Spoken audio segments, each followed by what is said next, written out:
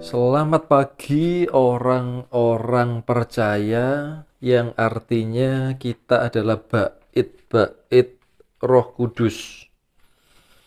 Pagi hari ini judul firman Tuhan adalah realita Roh Kudus. Realita Roh Kudus. Artinya kebenaran yang sebenarnya ya tentang Roh Kudus. Kita akan melewatkan Roh Kudus jika kita tidak mengerti kebenaran tentang Roh Kudus. Padahal Roh Kudus itu sudah ada di dalam kita. Roh Kudus itu nyata dan selama ini menyertai kita. Seperti halnya orang Israel atau bangsa Yahudi sampai hari ini menunggu kedatangan Mesias yang realitanya sudah datang 2000 tahun yang lalu dalam diri manusia Yesus. Tetapi karena mereka tidak mengerti kebenaran tentang Yesus, mereka tidak mengenal Yesus, mereka melewatkannya.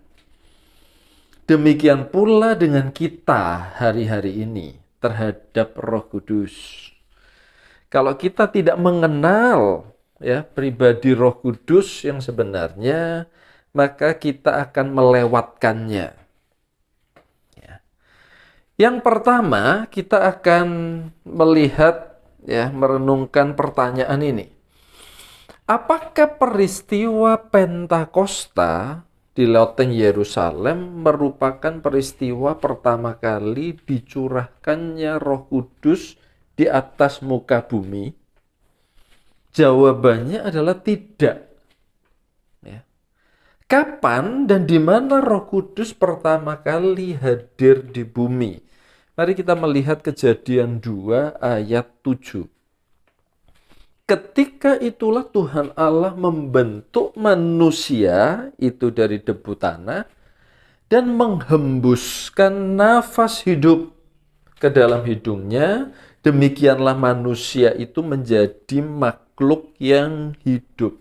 Sejak manusia diciptakan, Roh Kudus sudah tinggal di dalam roh manusia dan tidak pernah kembali kepada Bapa, ya, tidak pernah keluar dari dalam roh manusia kecuali manusia itu mati. Ya. Jadi tanpa Roh Kudus manusia itu pasti mati. Yang membuat manusia hidup itu Roh Kudus di dalam roh manusia. Jadi sebenarnya Roh Kudus ini tidak pernah meninggalkan bumi.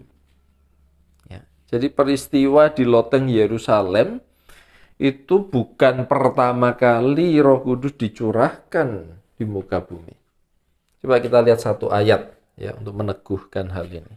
Ayub 34 ayat 14 sampai 15. Jikalau ia Allah menarik kembali rohnya dan mengembalikan nafasnya padanya, maka binasalah bersama-sama segala yang hidup dan kembalilah manusia kepada debu. Jadi realitanya adalah Roh Kudus itu tidak pernah meninggalkan roh manusia kecuali manusia itu mati. Ini berarti pekerjaan Roh Kudus ini tidak pernah berhenti meskipun manusia jatuh dalam dosa. Ya.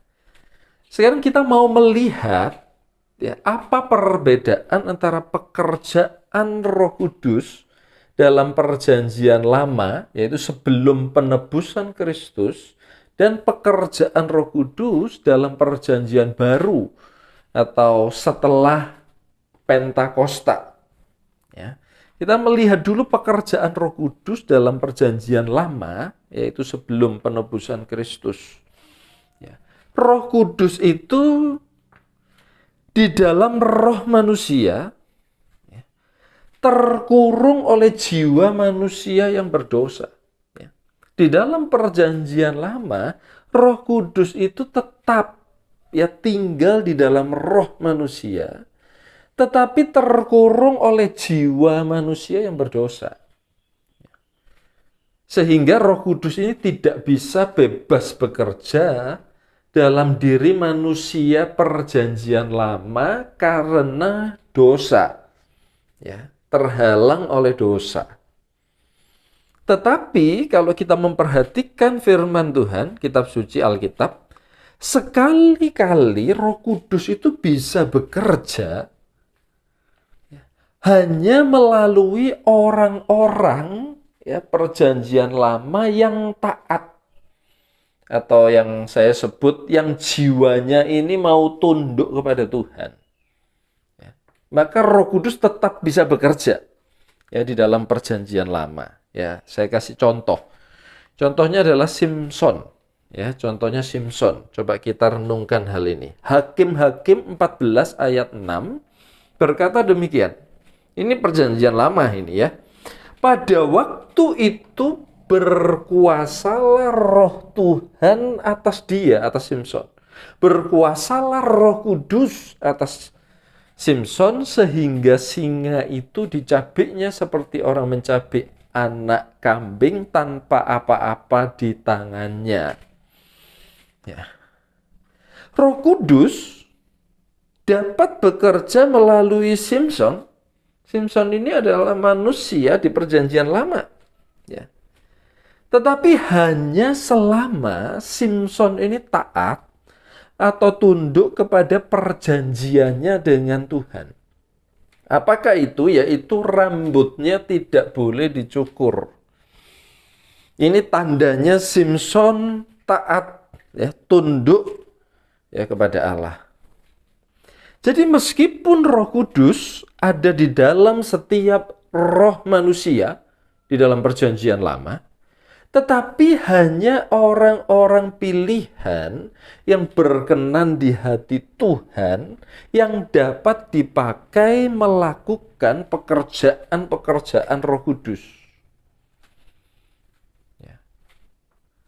Hanya orang-orang tertentu yang tunduk, yang taat kepada Tuhan, ya, yang jiwanya taat kepada Tuhan, yang dapat melakukan karunia-karunia Roh Kudus di perjanjian lama.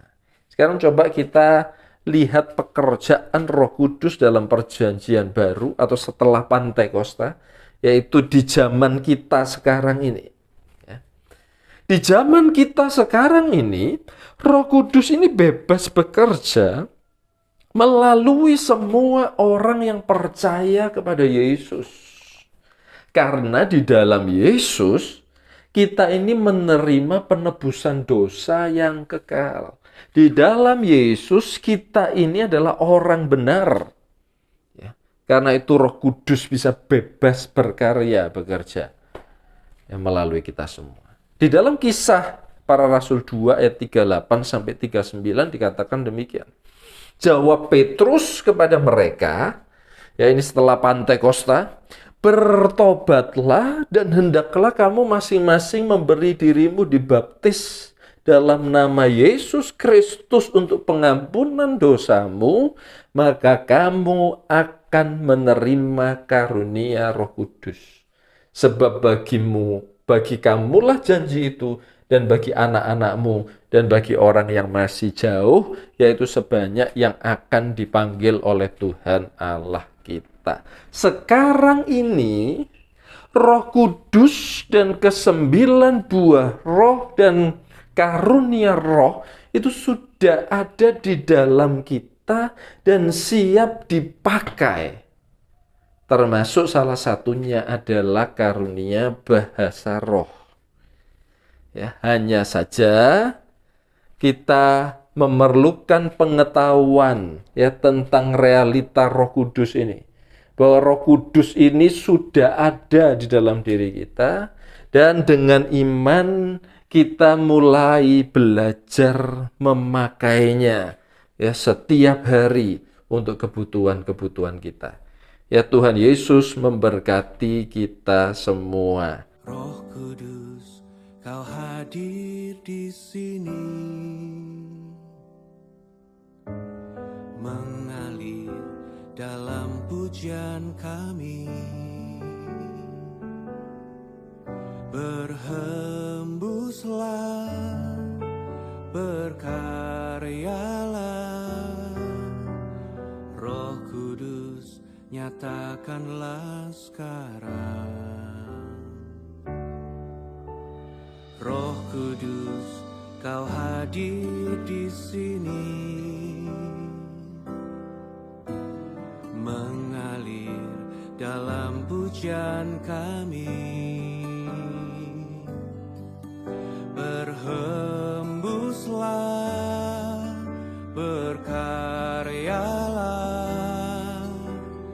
Roh Kudus nyatakanlah sekarang.